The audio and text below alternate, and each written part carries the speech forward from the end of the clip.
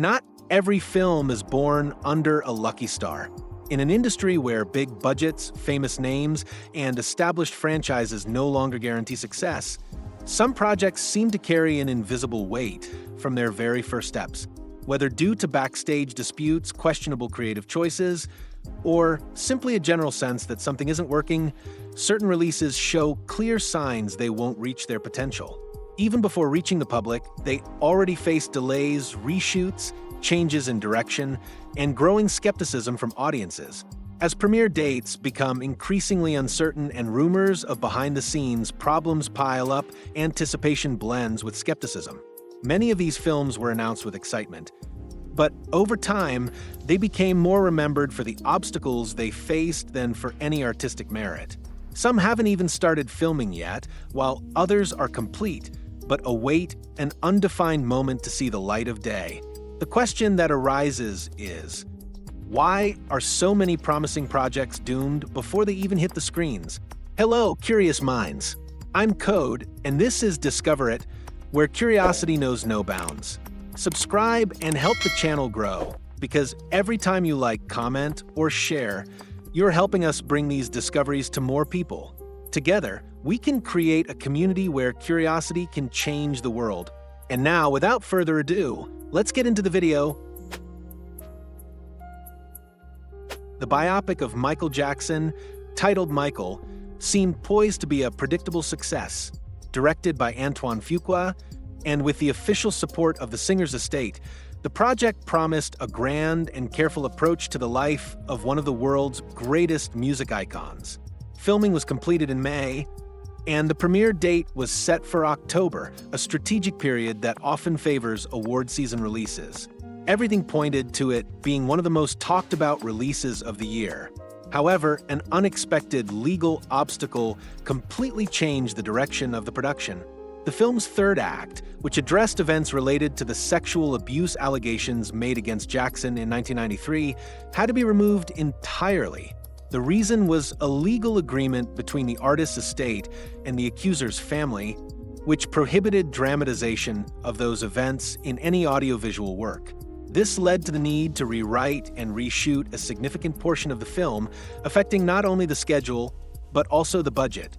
The decision to cut that portion raises inevitable questions about the content of the new version. How can one faithfully portray the life of such a complex figure without addressing one of the most controversial chapters of his journey? And beyond that, is it possible to restructure the script without compromising narrative cohesion?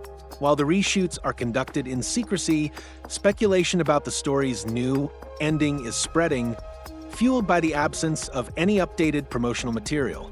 Beyond the legal issue, there's an even more sensitive dilemma: the balance between tribute and truth.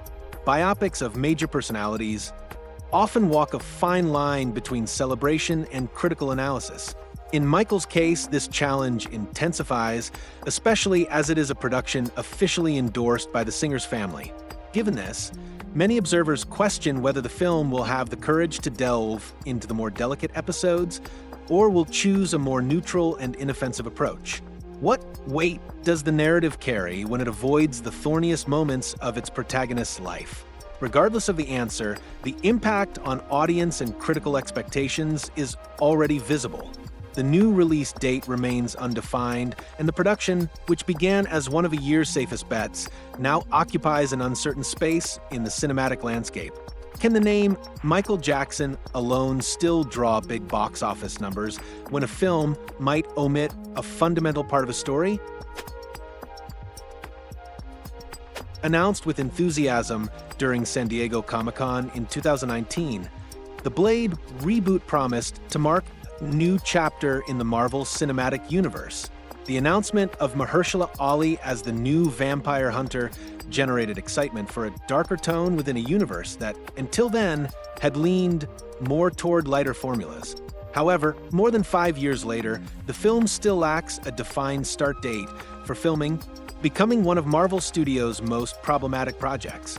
During this time, the production went through several changes in creative direction. Multiple writers and directors were hired, and subsequently replaced in a continuous attempt to align the artistic vision with the expectations of the studio and the lead actor. Filming start dates were repeatedly postponed, while reports surfaced of difficulties developing a script that satisfied all parties involved. How can a project maintain coherence when it seems stuck in the conception phase? Meanwhile, the lead actor's age has become a delicate factor. Mahershala Ali, a two-time Oscar winner, is now over 50, making him one of the oldest actors to take on an action role within the MCU.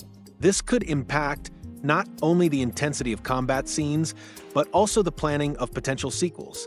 After all, a character like Blade, whose essence lies in physicality and constant battle, demands vigor and continuity, something harder to sustain as time passes.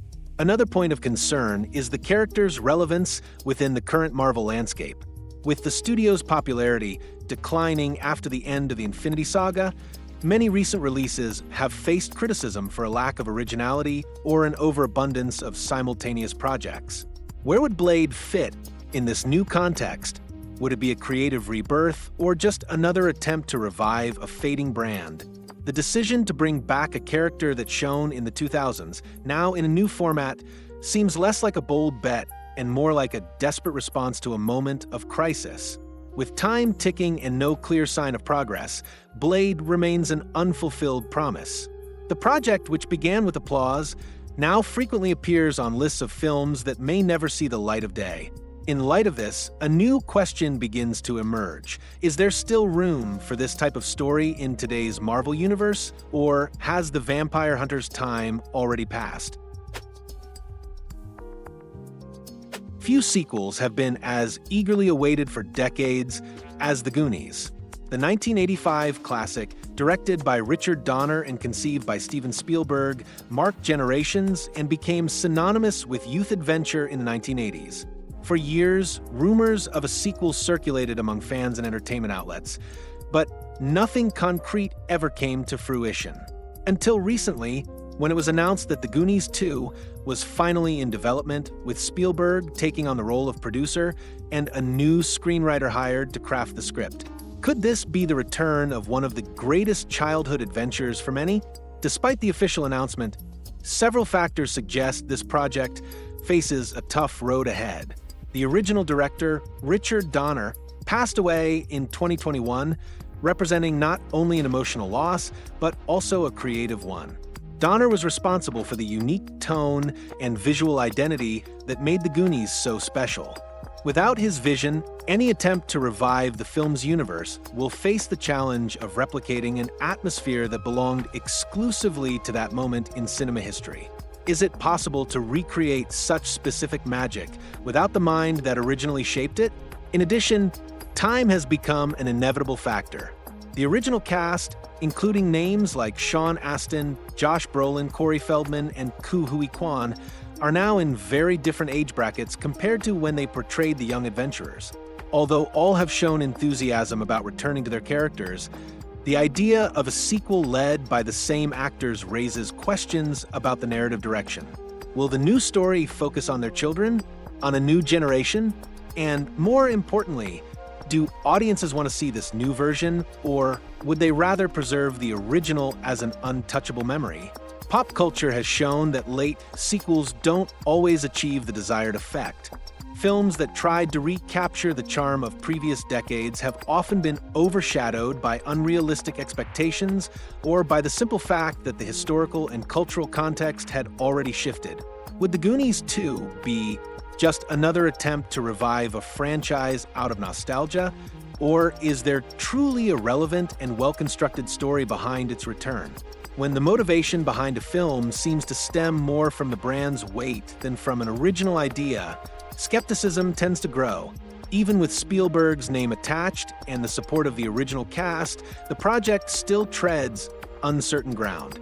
The absence of concrete information about the script, confirmed cast, or filming start date reinforces the feeling that The Goonies may second be more rooted in concept than execution. And in this case, the inevitable question is there time, space, and purpose to resurrect an adventure that perhaps should have remained a closed chapter in cinema history? Released in 2020, The Old Guard emerged as one of Netflix's major bets in original action productions, starring Charlize Theron. The film presented a group of immortal warriors acting as a secret force throughout human history. The concept achieved solid viewership, garnering over 78 million views in its first month and earning an immediate green light for a sequel. The expectation was that the follow-up would keep the momentum, but what followed was growing silence and a delay that raises questions. Filming for The Old Guard 2 wrapped in September 2022. However, since then, no release date has been announced.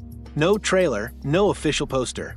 Such a long interval between the end of filming and any promotional movement is, at the very least, unusual, even by Netflix's standards, which often handles releases discreetly, but still in an organized manner. What happened to a project that seemed ready for delivery to the public? The lack of information has only fueled speculation. Behind the scenes, reports suggest that a change in Netflix's top leadership may have directly impacted the sequel's release. During that period, the platform underwent internal restructuring with executive changes and revisions to its content distribution strategy. Apparently, The Old Guard 2 ended up sidelined in the process, perhaps no longer aligning with the company's new plans. But how does a film that's already shot, starring a major name and based on a rising franchise, simply vanish from the radar? There's also the time factor. The 5-year gap between the first film and its sequel may be detrimental to audience memory. Unlike well-established cinema franchises, where long intervals can still maintain interest, streaming dynamics are more fleeting. Viewers move on quickly, new content arrives daily, and what isn't consistently reinforced tends to be forgotten. Do audiences still clearly remember the first film's plot? And more importantly, are they willing to reconnect with it after so long? As a result, The Old Guard 2 finds itself in a sort of limbo, neither officially canceled nor actually released. What once seemed like a promising continuation now carries the weight of doubt and obscurity. In an environment where timing is everything, the production risks becoming an example of how strategic delays can completely dim the shine of an idea with potential. The production, A Big, Bold, Beautiful Journey, drew attention from its early announcements by bringing together two highly appealing names, Margot Robbie and Colin Farrell. Directed by Kaganada, a filmmaker known for visually striking and contemplative narratives, the film was described as a romantic fantasy following two strangers embarking together on an extraordinary journey. But despite its intriguing premise and star power, the film has raised doubts behind the scenes, and not exactly for the most encouraging reasons. With a release date set for May 9th, the film still lacks a trailer, poster, or even promotional images. This absence of promotional material so close to release is atypical, especially considering the involvement of high-profile actors. Studios generally use such content to build anticipation and prepare audiences. So, why is this production shrouded in complete silence? Is the lack of visibility a sign of confidence or an attempt to manage expectations? Another noteworthy point involves reports of test screenings held for the film. According to sources close to the production, the movie was shown to audiences on 3 different occasions, with results deemed mediocre. That response may have influenced the studio's decision not to submit it to major festivals like Cannes, something that had been speculated. A release just before the French festival might seem strategic, but in practice, it prevents the film from participating in the official selection. Is this a calculated choice or a reflection of the executive's lack of enthusiasm? The lack of a promotional campaign, combined with the lukewarm test reception, raises questions about the studio's real stance toward the film. A Big, Bold, Beautiful Journey was once considered for a release the previous year with the intention of competing for awards, but it was postponed to a less competitive window. This could indicate an attempt to avoid direct comparison with more ambitious releases. But if the film had the potential to shine, why avoid the spotlight of major awards? In this scenario, what remains is uncertainty. A production with renowned actors, a respected director, and an intriguing premise seems to have become a mystery. Between the silence in promotion and the unconventional strategic decisions, A Big, Bold, Beautiful Journey is shaping up to be another one of those films that, despite being promising on paper, face obstacles that aren't visible to the public. And the pressing question becomes, is the problem with the film or everything surrounding it? The live-action adaptation of How to Train Your Dragon emerged as a bold yet predictable proposal within Hollywood's current landscape. With the animated trilogy firmly established as a success and a devoted fanbase, the idea of reviving the story of Hiccup and Toothless in a realistic format seemed like a safe bet, especially with the return of Dean DeBois, the original director, at the helm of the project. However, as promotional material began to roll out, questions surfaced that went beyond the initial excitement. The trailer for the new version revealed an almost absolute fidelity to the animated film. Scenes with similar framing, nearly identical dialogue, and character designs that mimic the original animation's aesthetic created a curious effect. Instead of excitement, they sparked doubt. Why watch something that appears to be a shot-for-shot copy of something that already exists? The excess of fidelity, rather than being a strength, raised suspicions that the project lacks its own identity. When homage crosses the line into imitation, what is left for the audience to newly discover?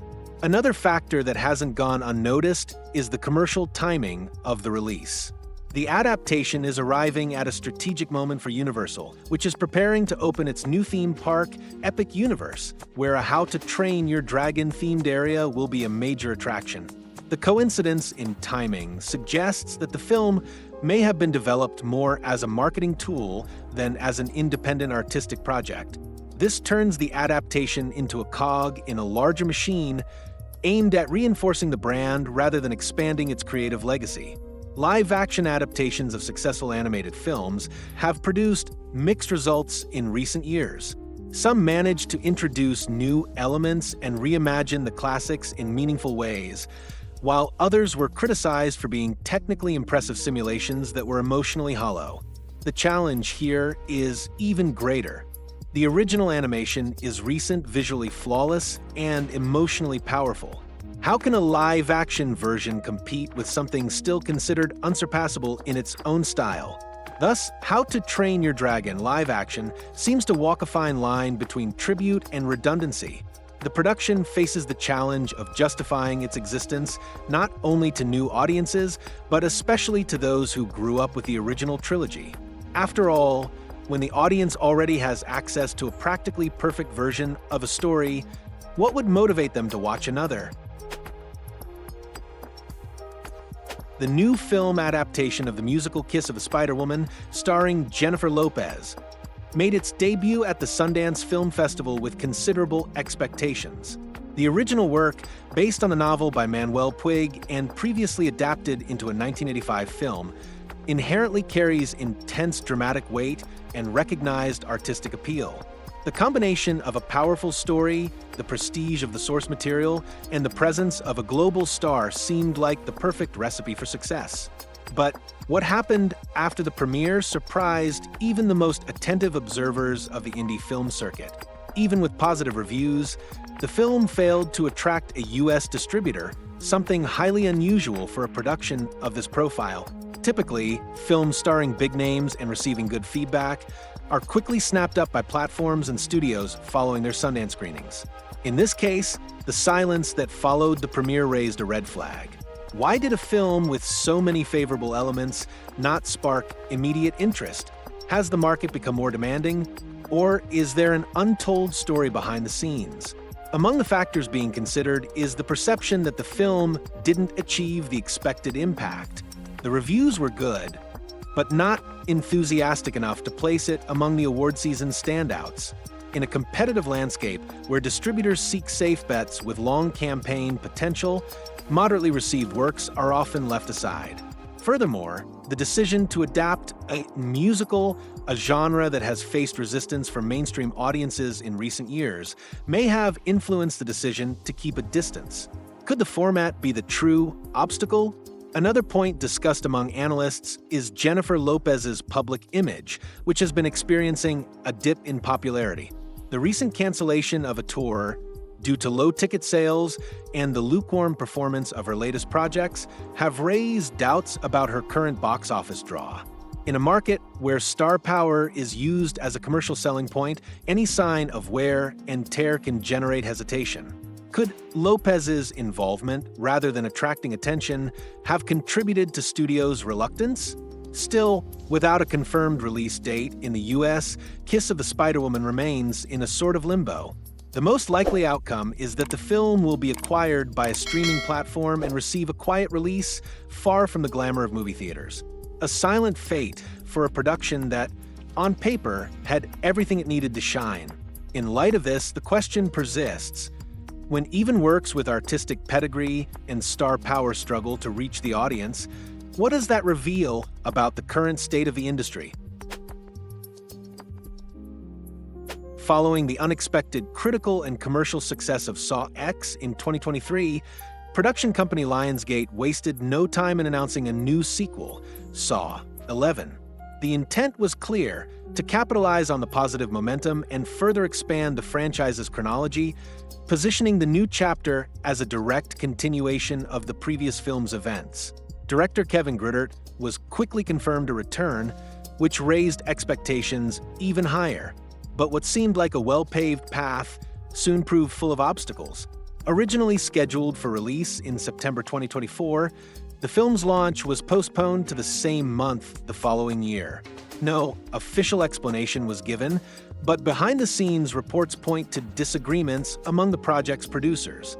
Contrary to what many might assume, the conflicts are reportedly not creative, but commercial, involving strategic decisions about budget distribution and financial return. In a franchise known for low costs and high profits, disputes of this kind are noteworthy. What could be causing such hesitation? Meanwhile, an unavoidable factor adds more pressure to the timeline: the aging of Tobin Bell, the actor who plays the iconic Jigsaw. Soon to turn 83, Bell remains a central figure in the saga's success, especially in stories set before the events of Saw 3. With filming not yet underway, the production is racing against time. Will the actor's health and availability allow him to continue portraying the character in yet another story set in the past? The Saw series has long been marked by annual releases, almost like a traditional Halloween event. The break in this pattern already signals a change in how the brand is being treated, possibly indicating that internal problems run deeper than they appear. If the project continues to stall, the ideal release window could be lost, compromising not only its commercial appeal, but also its connection with the loyal fanbase. And when it comes to horror, timing is often just as crucial as the story itself. Thus, Saw 11 remains in a state of uncertainty. The promise of continuity following the success of the 10th installment is now threatened by a mix of behind-the-scenes disputes and practical limitations imposed by time. The question now is, does the franchise still have the strength to maintain its identity in the face of so many challenges? Or is the cycle that began back in 2004 finally approaching a point of no return? Since the conclusion of the Daniel Craig era, with No Time to Die, released in 2021, anticipation surrounding the future of the James Bond franchise remains suspended. Traditionally, the gap between one actor's departure and the arrival of a new 007 has not been so prolonged. However, nearly 4 years later, there is still no script, no confirmed director, and no official announcement about who will inherit the iconic tuxedo. This lack of movement is no coincidence. It points to a behind-the-scenes power struggle involving nothing less than the creative control of one of cinema's greatest franchises. Following Amazon's acquisition of MGM, disagreements emerged between the streaming giant and the franchise's traditional producers, Barbara Broccoli and Michael Gene Wilson. While Amazon appears interested in expanding the Bond universe through spin-offs and series, a model already successfully tested by other studios, Broccoli insists that the character should remain exclusive to cinema, preserving his status as a rare and impactful cinematic event. But is it possible to maintain such a conservative stance in a market increasingly driven by serialized content? This creative and commercial tension has stalled the development of Bond 26.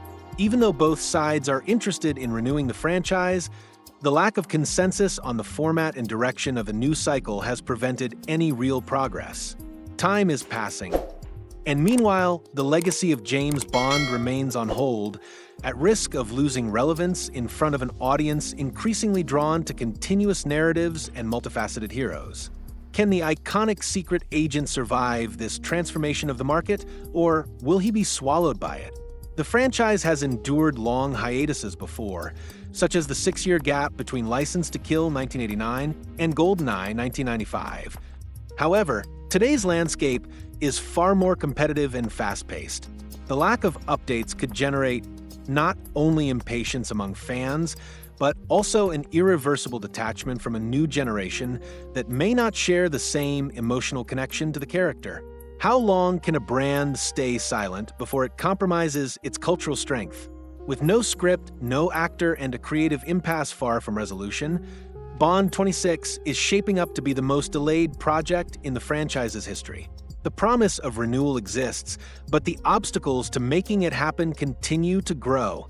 Faced with this, the lingering question remains: is there still room for James Bond in today's world, or is cinema's most famous spy stuck in the past? The announcement of a cinematic quadrilogy about the Beatles drew attention for its unprecedented ambition. Directed by Sam Mendes, the project envisions 4 distinct films, each focusing on a member of the band: Paul McCartney, John Lennon, George Harrison, and Ringo Starr. The idea is to interweave the events of the 4 stories to form a complete picture of the group's journey, exploring the individual nuances of each member. Scheduled for simultaneous release throughout 2027, the plan is bold and without precedent in film history. But is such a massive scope actually viable? The scale of the project raises both logistical and commercial concerns. Releasing 4 films in the same year requires not only a major investment in production, but also a meticulous marketing strategy. Would audiences be willing to go to theaters 4 times within a few months to follow each part of the story? While the interest in the Beatles' legacy is undeniable, translating that admiration into sustained box office performance is a significant challenge. How many modern franchises can maintain that level of engagement without exhausting the audience? Beyond the unusual structure, the content itself carries immense responsibility. Biographies of cultural legends are always subject to intense scrutiny and elevated expectations. Each member of the Beatles has a complex story, full of pivotal moments, contradictions, and personal transformations. Capturing all of that fairly, without oversimplifying or overly idolizing, will be a demanding task for any creative team. How do you maintain narrative balance when 4 lives, each with its own protagonism, must coexist within a coherent editorial vision? Casting choices will also be crucial to the quadrilogy's success. Names like Paul Mescal, Barry Keoghan, and Joseph Quinn have been considered for the lead roles, sparking both praise and debate on social media. The initial reception has been mixed, praise for physical similarities, but doubt about their ability to authentically portray such iconic figures.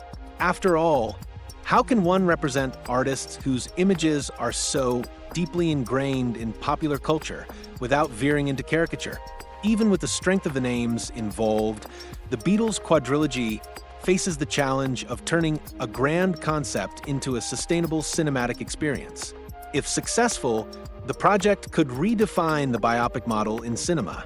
But if it fails, it will likely be remembered as one of the biggest miscalculations in recent years. The question remains: is the public ready to relive the Beatles' story in 4 distinct acts, or will this journey be too long even for the most loyal fans? As we observe the fate of these 10 films, an invisible thread seems to unite them. The initial promise turned into uncertainty. Each production carries its own kind of weight, be it creative, technical, legal, or purely commercial. Projects that were born under the spotlight now drift through backstage shadows, marked by delays, internal disputes, and muddled strategies. Some may still surprise, it's true, but most already show clear signs that they may never reach the heights they were aiming for, whether in box office numbers, critical acclaim, or cultural impact. The film industry, in constant transformation, does not forgive hesitation. In a time when audiences are impatient, the market is volatile, and competition is relentless, every misstep can come at a high cost. If you enjoyed this journey of discoveries, don't forget to leave a like, share it with friends, and comment below about what caught your attention.